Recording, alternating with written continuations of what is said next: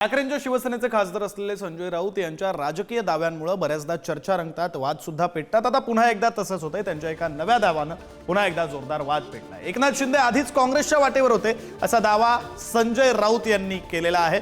पृथ्वीराज चव्हाण मुख्यमंत्री असताना शिंदे काँग्रेसमध्ये जाण्यासाठी प्रयत्नशील होते असा दावा संजय राऊतांनी केलाय। तर संजय राऊत गांजा मारून वक्तव्य करतात असा पलटवार नरेश म्हस्केंनी केलाय। पाहूया। पृथ्वीराज चव्हाणांना एकदा मुलाखत घ्या तुम्ही। आता अहमद पटेल नाही आहेत, अहमद पटेल आता नाही आहेत, त्याच्यामुळे मला फार त्याच्यामध्ये चर्चा करायचं नाही। काही व्यक्ती साक्षीला उपस्थित नाही आहे साक्ष द्यायला।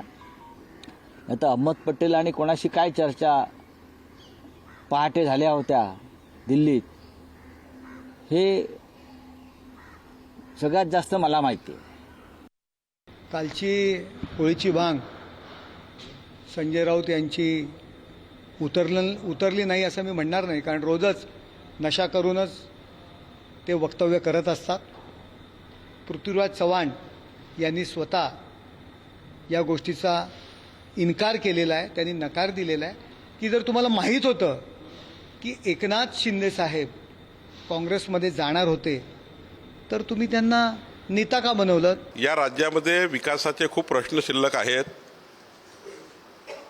संजय राऊतांच्या बोलण्यावर महाराष्ट्राचं काही लक्ष नाही, माझे काही लक्ष नाही, कारण आता जनतेला विकास पाहिजे आहे आणि त्यामुळे आमच्यासमोर प्रायोरिटी आता पॉलिटिकल प्रश्नाची नाही आहे, राजकीय सरबत्तीची नाही आहे। आमच्यासमोर प्रायोरिटी आहे की महाराष्ट्राच्या 14 कोटी जनतेला देवेंद्र फडणवीस सरकार, आमचं सरकार कसं न्याय देईल आणि जे आम्ही संकल्प दिला जनतेला तो पूर्ण कसा करू याकडे आमचं लक्ष आहे।